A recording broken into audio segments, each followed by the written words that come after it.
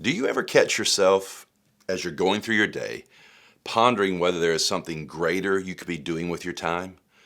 Maybe you even get more motivated in your daydreaming and you wonder if there's something more you could be doing with your life that has a greater impact on the world. I think we've all been there.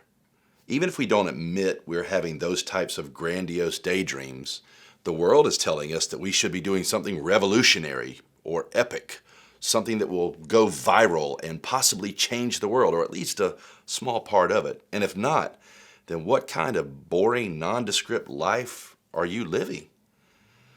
This is not just a problem for the system of the world or our culture. It can be a real issue in the church with believers. We can feel guilty if we're not doing something noteworthy for the kingdom of God, whatever that may be.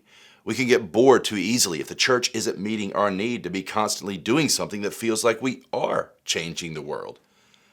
The problem I see with this is it removes our responsibility to be faithful and true to God and His church where the majority of our lives are lived, in the mundane.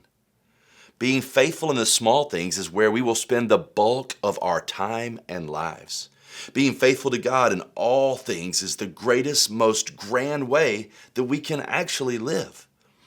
I do believe God will give you wonderful opportunities to bring glory to His name in actions and activities that are more than you could have ever dreamed were possible. But it is your faithfulness and obedience to Him in the in-between that is the harder, more beneficial part. What we do as unto God when no one sees is just as, if not more important than what we do for God when everyone is looking. Paul said in Colossians 3:23, whatever you do, work at it with all your heart as working for the Lord, not for people. I think we can be extremely dissatisfied with our lives if we believe that every day is supposed to have everyone's attention as we do something epic for the kingdom of God.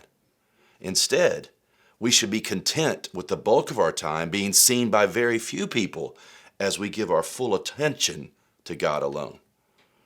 Our satisfaction comes from being with God, not doing stuff for God.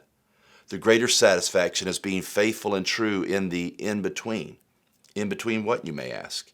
In between the times when God calls you out of the obscurity of your time with Him to your assignment for Him. Can I encourage you to look for Jesus in the everyday activities of your life that are more mundane than we care to admit? Be faithful where you are, wherever you are, for as long as you're there. The greatest thing you can do is bring honor and glory to His name and how you live your life. Let Him decide how and when to use you, and you will be satisfied.